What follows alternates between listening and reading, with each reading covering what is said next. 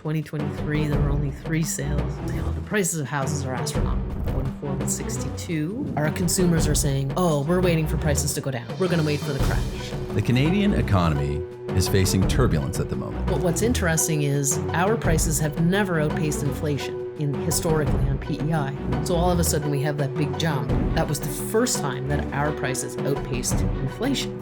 The last time the administration in the US was as it is today, that was a real sticking point. Remember that administration prior to the Biden administration was trying to get different dairy products into Canada. 2021 was hot, and that 330 would have looked big relative to 2020 and before that compared to what it became. One of our main industries is fishing. 85% of our lobster goes to the US. Yeah, it's not something I would recommend taking on super lightly. We saw that big jump, but now we're just seeing things sort of level out. People are very nervous, scared that they're going to go broke or declare bankruptcy.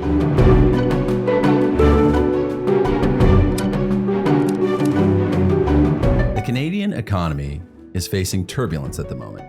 Millions of Canadians are nervous about their jobs and wondering what changes will be taking place as the push and pull of international trade weigh on people's decision-making. In January, the Canadian market saw a 40-year record surge in new listings, while February saw a corresponding pullback. While much of Canada has seen massive price swings over the past few years, PEI has remained in a more stable pattern over the past few years, never passing the peaks of mid-2022, nor falling below the start of 2022 levels, nor the bottom of January 23, which was the lowest we've seen since then. Instead, it appears that we've been seeing mainly seasonal volatility in a time of relative price stability, but this may not show the whole picture. The big national numbers are reporting on the news, and while we do see some broader market coverage for PEI, as I do in my weekly newsletter, what's going on in individual market segments of PEI is less reported on and harder for the general public to get a grasp on. In order to unpack what's happening on more the level of individual neighborhoods and communities on PEI, I've brought back the broker owner of RE/MAX Charlottetown, Mary Jane Webster. Our office sees a very high volume of sales, and MJ is the one person who has an agency role in all of these transactions. As broker, she brings a unique perspective to this conversation. Today, she brings her research and insights so we can bring greater clarity to the unique nature of what is happening on PEI and how buyers and sellers can prepare for the spring market, which has just begun. Welcome back to the show, Mary Jane Webster. Thank you, David. Yeah. So, to get started, if you can kind of talk a bit about what's happening broadly on the market, in the market on PEI, that'd be great. Yeah. By and large, we're pretty stable. So at the onset of the pandemic, I'm almost fatigued talking about it. We saw a huge spike in our prices. That's, people are always saying, we hear anecdotally, our consumers are saying, oh, we're waiting for prices to go down. We're going to wait for the crash, but we're not seeing it. Mm-hmm. So what we saw at that time was absolutely gains in prices that outpaced any of our history. Mm-hmm. But what's interesting is our prices have never outpaced inflation, right? Historically on PEI. So all of a sudden we have that big jump, and that was the first time that our prices outpaced inflation. So historically, we were always seeing, on average, between a 3 and a 7% increase year over year, and what that incident brought on was big jumps in prices and changes in how we do business and what it looks like. Mm-hmm. So if we look back over time, you see we're still in the midst of the Renaissance post-pandemic, right? Which is an exciting time for us. Yeah. But what we're seeing though is not, we saw that big jump, but now we're just seeing things sort of level out. Yeah. And we're seeing, year over year on a broad picture, absolutely, we're going up a little bit. But if we look at maybe pull that thread even a little bit more, we're going to see maybe less so. Okay, interesting. Yeah. So if we look at specific neighborhoods or different communities, it's pretty difficult to paint an entire island with one brush. Yeah, for And sure. that's unfortunately what gets reported. Right. Yeah. And I think that is partly on us too, to, communicate this. So this is a great opportunity to kind of get some of the message out about what's going on. I guess one very specific question I have is about land and raw land, vacant lots, those sorts of things. Because while the benchmark price, broadly speaking, on PEI has been, in a band for the last couple of years, what has happened with the price of vacant lots and raw land over that period of time? It has gone up some, not significantly. Right.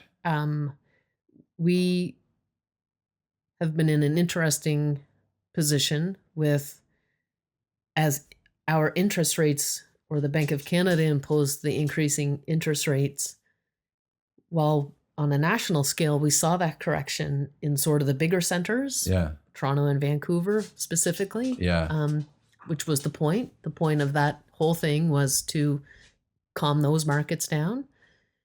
But locally, our province came up with various initiatives to increase our housing supply, because we were having a housing supply crunch. So the government issued buckets of, I shouldn't say buckets, different buckets of money, or silos, or various programs that allowed developers to access to create new development. Right. So although the cost of building would have, or the carrying cost of the building itself would have been, your materials and things like that would have gone up, because of these different programs that our province provided, we haven't seen a real slowdown in terms of listings or new builds or things like that. So that's been an interesting sort of differentiator for us from the rest of the country. Yeah. And I also wonder, just like when you think, just again, back to the broader kind of housing market, it's like on a national scale, sometimes I'm shocked by just how high the average price is for Canada. I forget what the most recent number is, but I feel like it's knocking on 700,000. It's in around 7. It jumped over 7 again during the pandemic. But it's probably high 6s, low 7s now. That's not our average at all. No, we're more like, let's say between 365 and 380 for the benchmark price for all of PEI. That's like half. Like, it's a little more than half, but which is so crazy sounding, because it's so much money, especially relative to what things cost on the island before. So there's kind of a buffering effect here too. You got to think, like, even if someone's feeling like the pinch more somewhere else, they might be more prone to move here. So I feel like that kind of creates a bit of that pressure. You're hearing some of Willie too. Sorry. Underneath. No, Willie is kind of is MJ's dog as well as like the office dog, because usually you can tell that Mary Jane's here when you see Willie come out and explore. I apologize for the. Yeah, no apologies. I'm trying to keep him quiet. No, he's doing great. So I think one of the other dangers of, an average price for the island is, sometimes we receive calls from people not on the island saying, well, I want to buy a waterfront home for $300,000. Oh yeah. Right. Same. Don't we all? Yeah. So, and I want access to a white sandy beach. Again, same. Yeah, that sounds really nice. Yeah. So I think it's important to consider how the different pockets of neighborhoods respond to different changes in the economy. And what does that look like for us as a province and as a market? And, if we pull that thread even more, what does that look like for us in terms of how we do our business day to day, and what does our consumer need, and I think it's basically information and education and being realistic about what's happening in the market. Yeah, that seems like one of those fundamentals, like the kind of the biggest thing I find in terms of this kind of thing, it's like, it's nice for me to have this information, but mainly in the context of being able to learn what my clients are trying to figure out and for me to be of service to that. I mean, obviously there's big talks of all this stuff happening internationally, trade, relations. Yeah. There's a lot going on there. Yeah, there is. And it's a really, it's kind of all over the place, and people are feeling nervous and even in the few days between us recording this and editing it, who knows what the landscape will look like really. Absolutely. And so with these, I guess, what changes do you expect to take place in terms of international trade relations? And maybe from that kind of, how do you expect that to impact PEI in general? I know that's a broad question, but yeah, I think we have to really consider, again, go into sort of different pockets. So one of our main industries is fishing, and 80 to 85% of our lobster goes to the US. What's that going to look like? Yeah. And what do we need to do to support the fishery as an industry? Do we look at, instead of going south, do we transport it west, or do we find other markets in other regions? It's not that easy to say, oh, we'll just find another market. Fishing boats hit the water in the next few weeks and get ready for setting day on May 1st. So there's a time sensitivity to this, but I also don't think making decisions in panic is the right approach. So I think there's going to be a little bit of a wait and see, and let's do our best to support our economy as locally as we can. Similarly with farming, when we consider the potato industry, the bulk of our potato industry that's grown for table stock, much of it goes to the US. So we then again have to consider that. So we saw a couple years ago when CFIA found the potato wart virus in a field on the island. It was in the field of a processing grower, so it's not even table stock. But on our side, the CFIA shut the border down, kind of preemptively. Maybe, I mean, it's a hot debate whether that was their role as a Canadian organization. Right. And I guess there'd be pluses and minuses to that. Yeah. So in a lot of it really centered around language. And again, I don't need to get into the weeds of that a whole lot, but if you find two incidents of a virus in a field, CFI labels that an infestation. If I find 2 mice in a cottage, I don't consider it an infestation. Right. So the language around it was very much evoked fear, a fear response in a lot of people. But again, I think there's a gap between language. But then in terms of that, we saw an example of a big shift like that with potatoes before. So so that you have that 2 years ago. Then last year we had a drought year, which a lot of growers felt the crunch in terms of just to get the size up in their crop. So you have a year of that plus then a year of a drought. Then now we're going into a really uncertain year. So I think it's really important for us as a very local economy to really consider how we can better support the things that are grown here, and what does that look like? Yeah, I also wondered too about just kind of just locally, because I mean, when you look at the volume of potatoes we grow on PEI, it's a huge volume of potatoes. And we serve, all over Canada, the States, and international markets with that, all from this one location, which is pretty amazing in a way. It's like, I feel like, if we got into some crazy situation where we had to live off our own food, we'd be okay. We'd have more than enough. which is nice in that we have that abundant Yeah. production, Yep. notwithstanding things like drought or Yeah. all those challenges. But, how do we kind of, I don't know if it's like moral support or if it's kind of, and this probably goes beyond just our potato producers. Although when you think about the last 2 years of of challenges, you got to think there'd be, some people having to make some really tough decisions right now. 100%. And I guess that's where I was going with it. So I think if we consider that, the cumulative effect of that, then,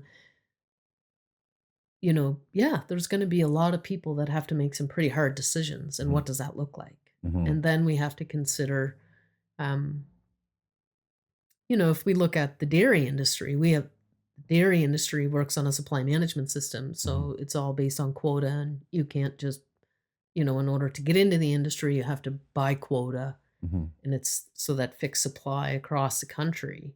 And, the last time the administration in the US was as it is today, um, that was a real sticking point. Mhm. I remember that administration prior to the Biden administration was trying to get different dairy products into Canada. Right. And that was the real fight. So there were some concessions made and allowed some to Mhm. come in. Mhm. But I think I think that's one industry that's going to really be affected by Mhm. the administration that's there today. Mhm. Um, do I think it's about, I think it's probably the age old tactic of using a really giant hammer to hit a really small nail. Mm. And so to me, it seems like we're going to tariff everything. And then they can say, well, look at all the concessions we've made Right. by offering relief on them again. Mhm. And then, making, the old tactic of watch what I'm doing over here so that I can actually figure out what I'm doing here. Right. Um, Yeah. So the actual kind of the way things might play out over the next, number of months and years may be more about some of those things, like some of those specific Yep. targeted trade relation Absolutely. things. Yeah. Yep. So yeah, that'll be interesting to see how that plays out. And then let's assume that we get into kind of back into a worst case scenario, if you want to call it that, because there's always opportunity and challenge. Mhm. And but the most of the, and I don't even know. I mean, when you think of worst case scenarios, there's some pretty bad scenarios out there. But I mean, in terms of what has been kind of actively threatened, about 25% tariffs Mhm. across the board. Yep. Now that would have a big impact on us. But what do you think like in terms of the housing market on PEI? Yeah. What do you expect would happen with that? Not much. I think we might see a bit of an adjustment, just in terms of, I mean, if our main industries are impacted, then we're going to have an impact. There's going to Mhm. be a shift. But if we look back over, um, take 20 years, we had the 2008 collapse of the U.S. economy Mhm. when they had that weird mortgage thing happening, Mhm. and you know, it it affected us a little bit. There was a little bit of a slowdown, and then we went right back. Yep. So there's we have different, um, the way that the Bank of Canada issues interest rates and the stress test, and which is, I believe, maybe on its way out, but our banking industry has enough checks and balances in it that in order for someone to qualify for a mortgage, you're essentially based on the requirements to secure the lending, you can kind of go with the ebb and flow of the economy. Mhm. Um, it might make for a lean bit of time, but Yeah. I think we're still Canadians as a general population do a really good job of adjusting their budget to what's happening. Right. And so we don't see those mass collapses. Yeah. We're not going to see, um, like I remember at that time, investors from Canada were going down and buying entire neighborhoods, Right. right? Because they could, Yes. Mhm. right? We don't see that in Canada very often, Mm-hmm. if I can't recall ever. I mean, Yeah. there could be the odd time that a developer has to sell off, but that's very rare. Yeah. Yeah. Yeah. And I mean, I guess relative to a giant thing like the, you know, the housing, Yeah. you know, subprime mortgage crisis in the Yeah. United States was pretty epic in terms of like the changes that happened at that time down there. And there was a lot of fear in the market up here, Yeah. but Yeah. yeah, no, that's yeah, it does seem like it because we are so connected to the rest of the world in a lot of ways, but you know, being on an island and us also being relatively lower price to the national average in price, it does offer a certain amount of kind of buffering effect. And I remember, like you've always said, you know, as long as we've been talking about this stuff, that there tends to be a lag in between what happens elsewhere and what happens here in the marketplace. Yeah. I think we'll be okay. Again, we don't have those astronomical prices that other areas in the country have. Which I mean, relative to where they were, correct, and relative to the rest of Canada. Yeah. So I think that's important to kind of absolutely. That's an important thing to say because I mean, if you talk to many consumers here, you'll hear many people say, "Oh, the prices of houses are astronomical." We are still one of the most affordable provinces in Canada. Yeah, bar none. Yeah, we are still one of the safest provinces in Canada, without question. We have very much a stable market when it comes to what does the ebbs and flows look like. We don't see big jumps, big spikes. You know, for us to say we've had a 4%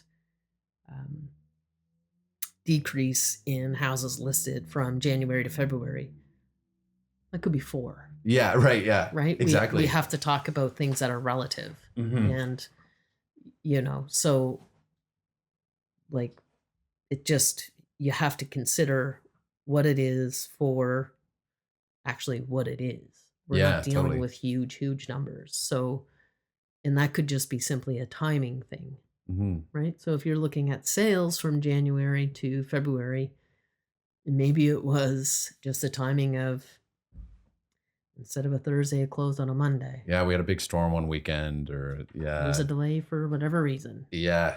So yeah, we're okay. Yeah. Yeah. So you did some research on some individual areas of PEI, and I think this is kind of neat. It'd be nice to get it. I feel like this is kind of the guts of what we want to talk about here. So in case you're wondering what these little cue cards, I guess you brought with you today, which is kind of handy. If you want to just kind of talk through some of what you have here and some of what maybe people wouldn't learn just from looking at just the broader market updates and stuff. Yeah. So a lot of times people talk about wanting to be in a specific neighborhood. And so when we talk about, you know, Charlottetown, a lot of people consider Charlottetown, I call it the greater Charlottetown area, sort of like the GTA, but GCA, you know. In Toronto, you consider pretty much basically Hamilton to Peterborough or Oshawa, you know, and all in between. So you have Scarborough, Etobicoke, Burlington, York, Vaughan, all of that. So I consider the greater Charlottetown area to be Cornwall, Charlottetown, East Royalty, Stratford. Yeah. And then if you pull it out again, then you separate them, Cornwall, Stratford, Charlottetown. You can separate them again to say, okay, let's look at Brighton versus Sherwood, or downtown versus Hidden Valley and East Royalty, where we're seeing a boom in new construction and new development. Yeah. I find that's the part that's sort of interesting to me. Yeah, for sure. So when we look at something like Hidden Valley or East Royalty, which is where the hotbeds of new construction for the city of Charlottetown have been for the last 3 years, it's interesting to take a look at. So Hidden Valley specifically started in 2023. Yeah, this is very fresh. Very fresh. Very fresh. So in 2023, they had 10 sales with an average price of $395,000. Okay, yeah. And the average days on market was 63. Okay. So I'm going to go 63 because the rules of our association are that you can't actively market something until the footings are in. Right. So there's a portion of construction's been done. Yep. Now, I mean, that has changed since then. But at that time, you had to have the footings in order to post something on the market. Yep. We can now do it as soon as you have your permit. Right. So then in 2024, there were 19 sales with an average price of $409,000. So it went up 10,000. How much of that do you think was, say, them bringing in more single families versus semis and that kind of thing? A little bit. Yeah. Yeah. Yeah, because the average price of a semi still is kind of hovering just sub that 400 mark. And so when you look at the median, like you're losing your top end and your bottom end. So it's really that sort of right around that. Yeah. In the average days on market last year was 56. Okay, so 2024 prices up a little bit and selling a bit faster. Correct. In Hidden Valley versus when it first launched in 2023, Yep. which kind of makes sense to me. Yeah, people we're very much, well, I don't know if I want to be there. Let's wait and see what it looks like. That makes a lot of sense. Right? So, too, like as it started to form. Yep. Can you describe for people where Hidden Valley is, for those who don't know? Yeah. It would be on the northeast-ish side of Charlottetown. So heading...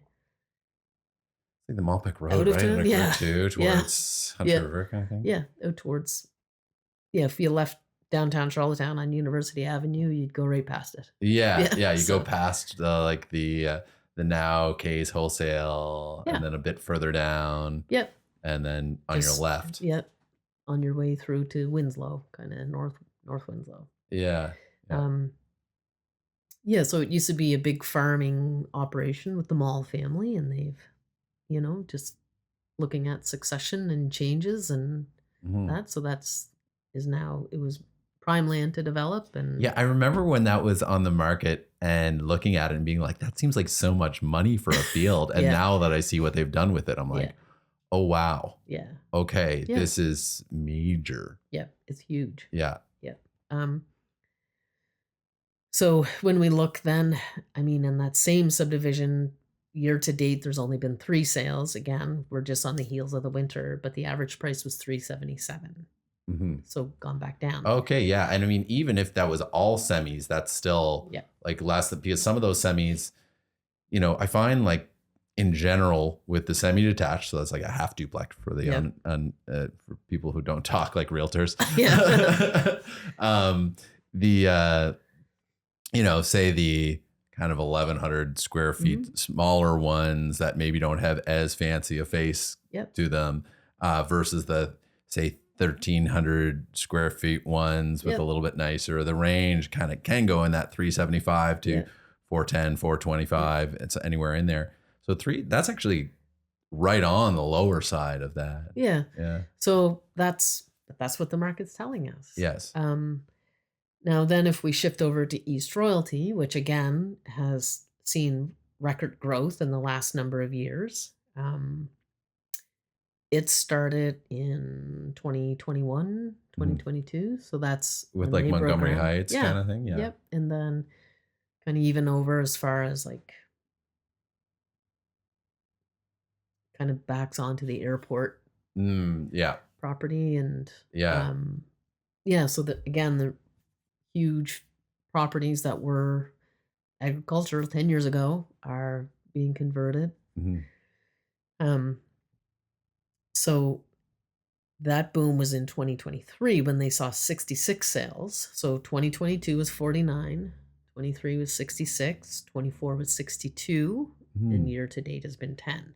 Okay. So they're on track. But again, the interesting part would have been, the price point went from $374 to $399 to $407 to $437. But what's happening there is the way that the design was, it was a lot of attached housing. And then as they developed it came to more single family homes. Right. So we're seeing that change. That would be a combination of more single family homes being built Mm-hmm. versus attached homes, and that's okay. Mm-hmm. We needed attached homes because we were pricing our first time buyers out of the market. Mm-hmm. And so the way to offer a great product at a lesser price is density. Mm-hmm. And so that's what you're seeing there with that, like that reflection. So 437 would be a reflection of it's more single family homes, not attached homes. Right. Yeah. Yeah, because I mean, in there they also, if you're in terms of attached homes, we're talking about mostly townhouses and semi-detached, but there's also condo apartments that were Yep. built in there. Yep. And there's also 4-unit attached properties that have been condomized. So rather than, so the difference there is simply oftentimes a construction thing. Mm-hmm. So instead of having 4 accesses off a main road, you have one into a back parking lot. Mm-hmm. And the other thing would depend on how it was set up, would be how the water and sewer mains are brought into the building. Mm-hmm. So with a condo, you can bring in one main and feed it out to the 4 units. Mm-hmm. Whereas if you're subdividing purely and making 4 standalone units, then you would have to bring it in from the street 4 separate times. Yeah, and that way everybody have their own water and Yep. sewer bill. Yeah, so it really depends on what the developer is looking at and where are they hoping to end up in terms of price points. Do they want to keep it as a rental? Are they going to put it in to the housing supply market, or what does that look like? Mm-hmm. Yeah, I always think with condos, not to get too far off, but when some of these are condoized, if I were to buy a condo, I think I'd want to get into one that there's more units, just less chance that I have to be the one running the condo board. Yeah. Yeah, there's lots of pluses to them. Yeah. Yeah, it's a mixed bag. I think there's I think the most appealing thing about condos in a lot of ways is the low maintenance aspect of not having to mow your own lawn often, depending on the condo. But for most condos, it's like you don't have to deal with the snow removal. You don't have to deal with mowing the lawn. Provided that the condo is planning and well. And that's something that, if you're ever, just a message to anyone, if you're ever considering a condo, like talk to your realtor, you can talk to me, you can talk to MJ or whoever, and kind of find out how the condo board's operating 100%, too. yeah. Because there's a little due diligence that can go a long way with that kind of thing. Because sometimes if you get into a condo situation and you realize, the condo board isn't even set up, and and that's a little bit different from, it's established. They have hired a property management company. Maybe they've hired a third party, a bookkeeper or accounting company, and it's flowing. And by the way, they have a contingency fund. Yeah. And there's not a huge amount of, work that needs to be done in the exterior yet. And they're planning ahead. Like all that stuff it's not something you really have to worry about if you're working with the right realtor and stuff. Not worry, but ask. Specifically ask. Definitely ask the questions. Ask the questions. Yeah. But there's some due diligence that we can kind of look out for you with and make sure you're kind of getting into a good situation. 100%. Yeah. Yep. We're getting a bit sidetracked though. Back to the neighborhood stuff. So I also pulled out Brighton and Sherwood. So Sherwood would be just an older neighborhood within the city of Charlottetown. And for those who don't know specifically what Sherwood is, I guess maybe you wouldn't even know what the street names are, but say between Mount Edward Road and Kensington Road up towards the bypass. Right to the bypass. Yeah. And that's essentially where I drew a little map. There's a lot of houses in there. 100%. It's a really densely populated, not super densely. It's like a very populated part of Charlottetown. So again, in 2021, we saw 68 homes change hands. Okay. So that was kind of in the middle of the peak of things, for an average price of $335 with an average days of market of 4. Whoa. Which was crazy because that was at the peak of it all. Yeah. What year did you say that was? 2021. Oh, 2021. Okay. Yeah. So that was like in that crazy times. Yes. 22, there were 35 homes with an average price of 390 and 6 days on market. Okay, whoa. Price 335 to 380, 2021 to 2022. Yep. And so 2021 was hot, and that 330 would have looked big Yep. relative to 2020 and before that. Correct. However, compared to what it became, yeah, but that's so short on market. right. And then, so 2022 was 390, not 380. And so 2023, there were 42 homes change hands with an average price of 394 and 7 days on market. Still super Again, hot. super fast. Yeah. So we saw last year a bit of an adjustment, not an adjustment. So there were 46 properties sold. Mm-hmm. The average days on market or average price was 407,000. Mm-hmm. So up again. Up a little bit. Yeah. And the average days on market was 13. And well above the benchmark price too, Yep. like 20 grand ish. Yep. 30 grand ish. Yeah. So 13 days on market. And then, so this year to date, there's been 14 properties change hands. The median price is still pretty skewed because it means that there's an accepted offer. It doesn't mean it's closed. Oh, okay. Yeah. So I'm not even going to say an average price. It has gone up, but not by much. But because they haven't closed, they're showing on our system as sold, but for as the zero. Right. Yeah. Right. So we don't really like you. Too early in the year. Well, to you get can't a release good this. You can't diagnosis. release a sale price until the property is closed. The completion of the transaction. So, but the average days on market was 49. So we're seeing things sit a little longer. Yeah. Nervousness. Yeah. A little trepidation about, okay, should we do this? Well, all that tells me is last year we saw record increases in terms of interest rates. Yeah. People are just taking a little more time to buy properties. Mm-hmm. They're still selling. Yeah. And it's just not as panicked. Yeah. Which is not a bad thing for us. Yeah. Oh, for sure. Those average days on market being 4, 6, 7, that was not good. It didn't feel like you could do proper due diligence. You could, but you had to be really, it just felt like pressure. Mm-hmm. You know, so you would meet with clients and be, okay, we need to bring an inspector, we need to bring an insurance person, we need to bring all these people to your very first showing. You're going to have half an hour and then decide if you're going to make one of the biggest purchases of your life. That was not fun. Yeah. Yeah. So having a few more days on market, all that means is, okay, let's go see a few properties. Mm-hmm. Let's pick your top 3 and let's go back and see them again. Yeah. Because there's so much more to buying a house than spending 10 minutes inside the door. Oh my goodness. Right? Yeah. Well, that certainly makes things a little bit. Check this here. Yeah. Certainly makes things a little bit more balanced. You can see how people could be in those really short decisions, feeling just, even if they make the right decision, it's still a lot of pressure and still a lot of emotional thing. But the good thing about getting into a place like Sherwood is that it's just, it has a high, like there's a lot of people that want to live in Sherwood. Yep. So if you end up having to exit the market in Sherwood, you tend to be in a good position. It's also just kind of nice area. I like it in there. I mean, there's different, I mean, you could drill down into Sherwood. I know, you know what I mean? Like neighborhood wise. 100%. Because we were both doing some stuff on Maxfield. Yeah.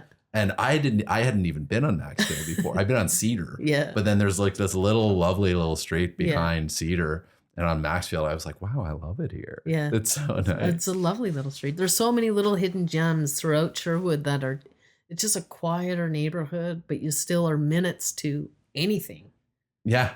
Yeah. Oh, totally. Yep. Yeah, it's pretty cool. Anyway, okay, next up, what we got? What do you got cooked up here on these cue cards? Yeah, the next 2 I wanted to talk about were Rustico and Stanhope because they're hot spots. We're hit kind of coming into the spring market, and these are areas that we often see a lot of people moving from other provinces to PEI fall in love with these 2 specific areas of the island. Yeah, and I also, when you look at Rustico, depending where you are, it's kind of right on the border of the the foreign buyer ban area. Yes. Yeah. So like if you get into just the more northern part of Rustico and into North Rustico and over to like Darnley and over to Malpeque and stuff, that whole area is then accessible to a broader market. Yep.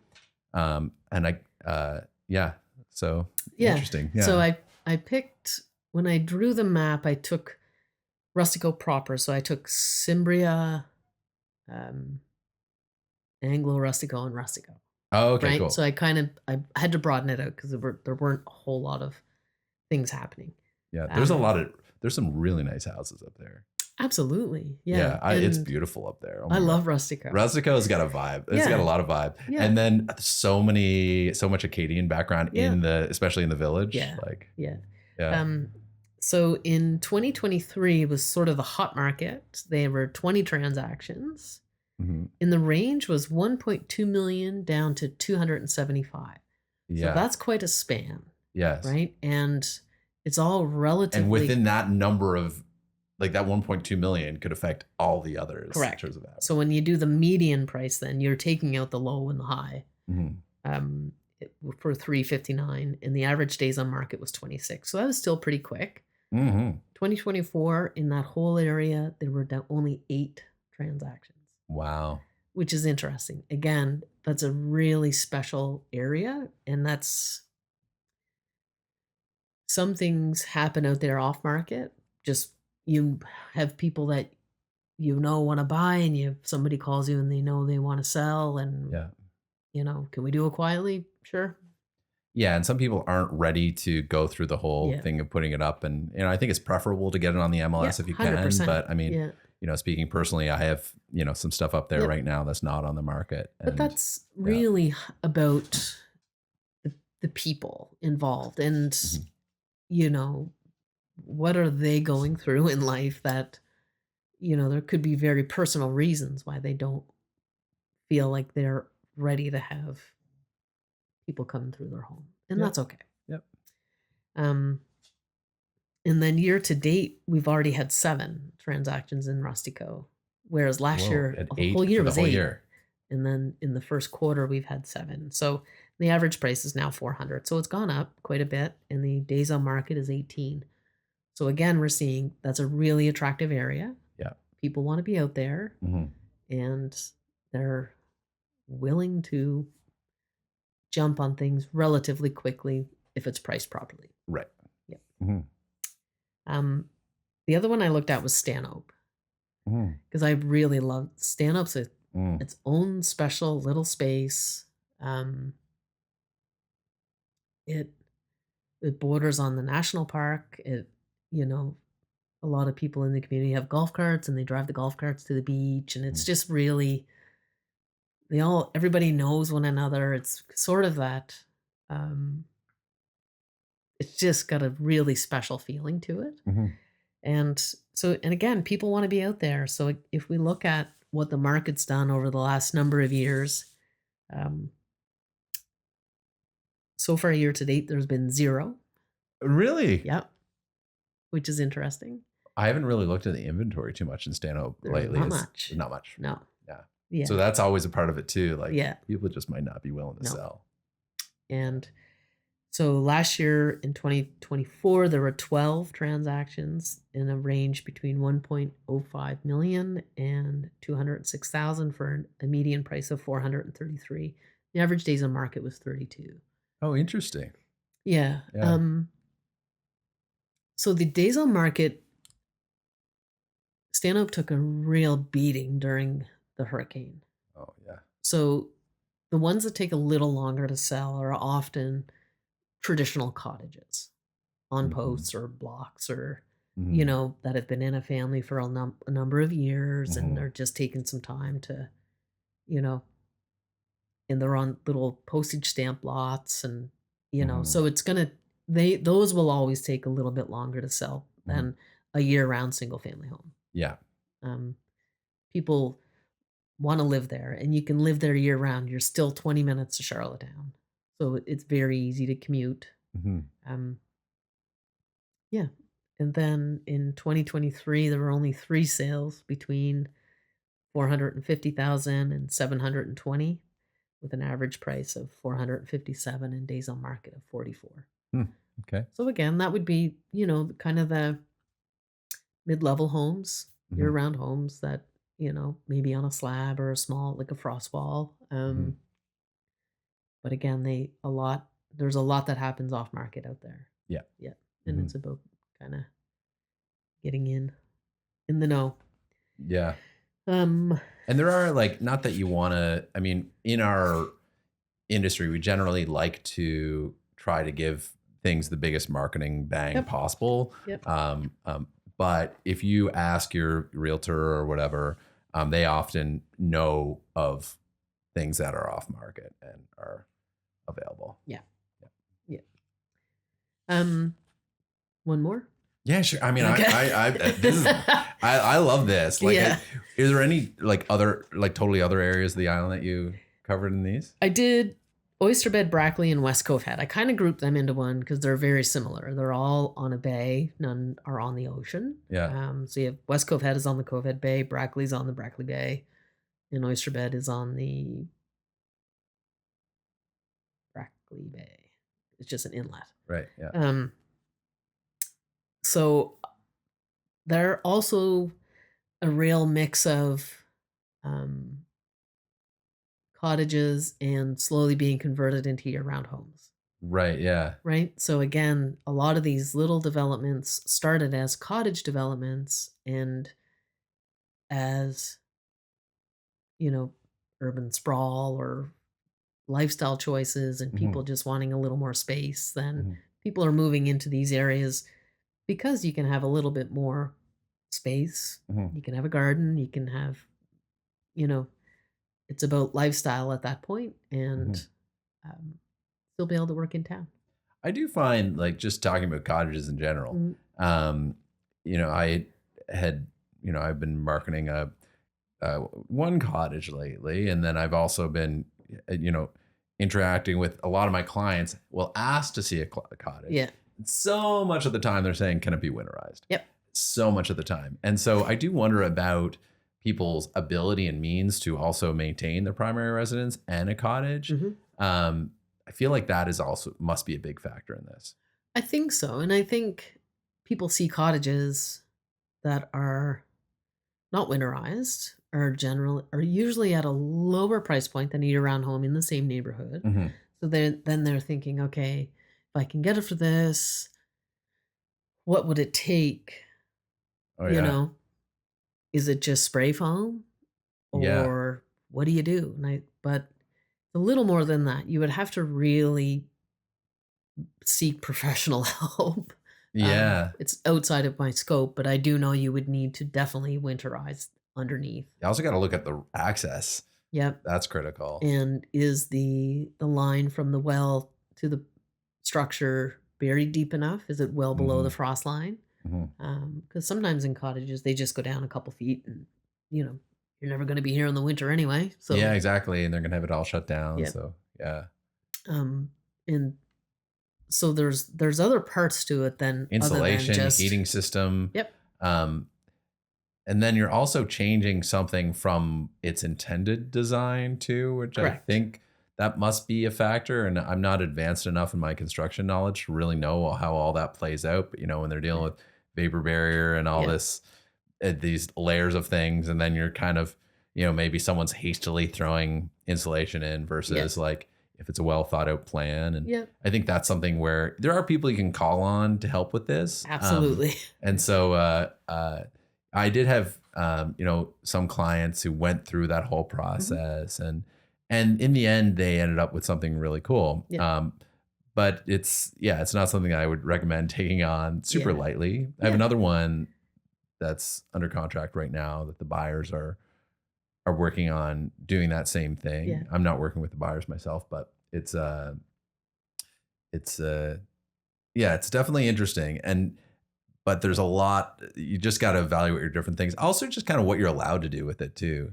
Sometimes with these cottage subdivisions, they don't, like, the other owners don't even want something to be accessed year round because they're used to, like, they might, be wintering somewhere else or even in the city and just not want to have to monitor. And they like the fact that the road's not plowed. They like the fact that it's just kind of like dormant. It's in, and so there's some layers to figure out with that. Right. And when we see different subdivisions kind of go through that shift from being truly a cottage recreational development to having some year-round residents, there's a lot of work that needs to be done to the road.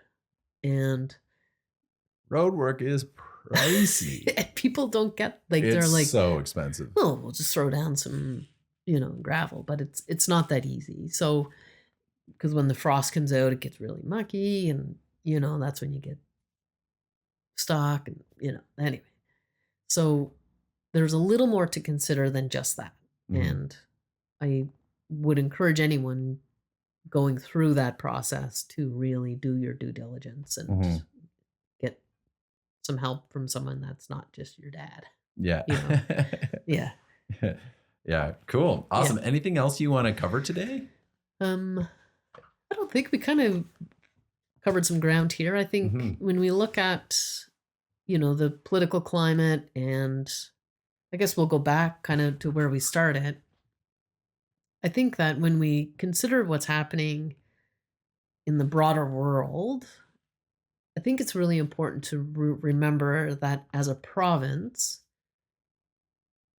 a lot of times when the world is doing like crazy things like this, we kind of go like this. And we're so lucky because of that. So I would encourage is not the right word, hope that people don't make panic decisions. Yeah. Press pause if you have to. Make a shift if you have to. If you want to look at different options for where you live, then talk to somebody about that. If you feel like you might be nervous about what is happening and you feel like your home is too much for you and you want to get into something smaller or more affordable, then we can help you with that. But I would suggest not making a panic decision. Yeah. Because it's too soon. Too soon. I also think that is often, one of the biggest risks with any form of investment. And as much as like a house especially your primary residence isn't really primarily about that. It is underneath, like it is an investment. And so with any investment, it's better not to make knee-jerk reactions. It's better to kind of look at the long view. And I agree. Yeah. And then spring market, what do you think? What kind of spring market we got going on here? It's picking up. I mean, it's interesting. Every January, people are very nervous, scared that they're going to go broke or declare bankruptcy by the end of the month. And, finally things start to happen again. February starts to pick up a little more. Like January, people are fatigued from the holidays. Oh, yeah. It's the same every year. And February, people start to feel, okay, let's get things going again. Starts to pick up. March comes around, March break happens, and it's like someone took a switch and just turned it off. I mean, my mom came down during March break for lunch. We go to lunch usually once a week. And she said, "Why is it so empty?" I'm like, "Mom, it's March break. No one's here." Yeah. She's like, "Oh, yeah." And I'm like, "You've been around for a lot of March breaks." Right. But it just takes that every year. It's like something new is happening for a lot of people. And even in the office, people are like, "Why is it so quiet?" I'm like, "It's March break. Settle down." March break is over. People are busy again. So I think it's going to be a spring market like it is every year. And people are starting to, we've a little bit of snow today, but by and large, there's no snow. We get the flowers are starting to come up through the ground, like our spring blooms, and people are starting to get excited again and get out moving. So yeah, we're gonna be okay. Yeah. Awesome. Well, thank you so much. No problem. Again. Thank you. I feel like I was wordy. I feel like you were wordy. Yeah.